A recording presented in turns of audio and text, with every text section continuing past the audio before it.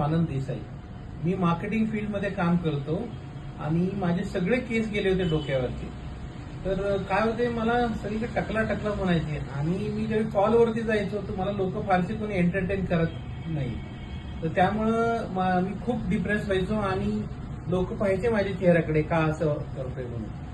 परंतु मी एक दिवस एक्सलंट हेअर ड्रेसर्स धनकवडी बिबेवाडीच्या जवळ आहे, तर यांच्याकडे गेलो आणि मी पहिल्यांदा माझा नवीन हेअरचा पॅच बसवला. तर त्या दिवसापासून मला असं कुणीच म्हणत नाही आणि माझ्यामध्ये एक प्रकारचा कॉन्फिडन्स आला. आता मी जेव्हा मार्केटिंगच्या कॉलला जातो त्यावेळेस लोक मला अप्रिशिएट करतात, म्हणतात की येस, हा माणूस चांगला दिसतोय आणि त्याचं